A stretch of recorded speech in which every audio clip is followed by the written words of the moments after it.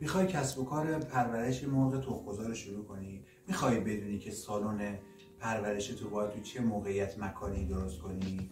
از این پیج رو فالو کن، این پست رو لایک و سیو کن و برای دوستان شیر کن. با عرض ادب خدمت همه دوستان پیج محلی ایک. امروز میخوام اولین مبحث یعنی موقعیت مکانی ساخت سالن مرغداری رو براتون توضیح بدم.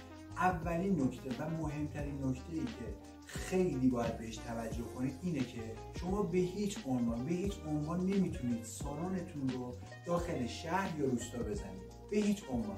علتش چیه؟ برای اینکه مرغ‌ها فضولاتشون فوق‌العاده گاز آمونیاک تولید میکنه که این گاز بسیار بسیار بدبوه و باعث میشه که همسایه‌ها ناراضی شن و ازتون شکایت کنن و سالنتون رو پلو کنن. پس این اولین دلیل و اصلی ترین دلیلشه. و اینکه ماشین‌های سنگین براتون قراره دان بیاره و اینها خب همیشه باعث آزار و اذیت همسایه‌ها میشن و کسب و کارتون به مشکل میخوره. پس اولین شرایطی که باید در نظر بگیرید اینه که داخل شهر و روستا به هیچ عنوان سالن مرغداری احداث نکنید.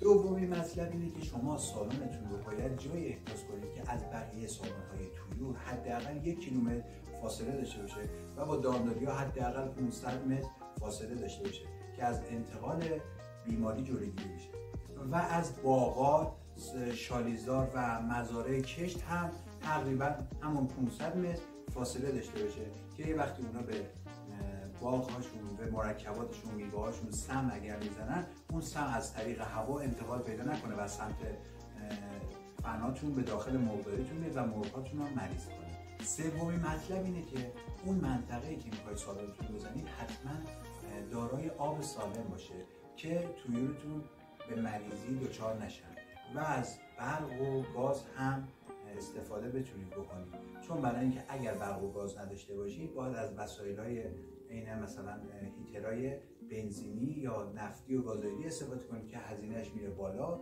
و از اون طرف برق هم باید از موتور برق استفاده کنید که باز هم توجیه اقتصادی نداره. پس یه منطقه‌ای رو استفاده کنید که حتما آب و گاز و برق داشته باشه. پست بعدی نوع مصالح و نحوه ساخت و اینکه فن‌ها تو چه ارتفاعی باشن، پنجره‌ها تو چه ارتفاعی باشن، از چه نوع لامپی استفاده کنید رو من خدمتتون عرض می‌کنم. مرسی که من رو دنبال می‌کنید. تا سلام دیگر بدرود.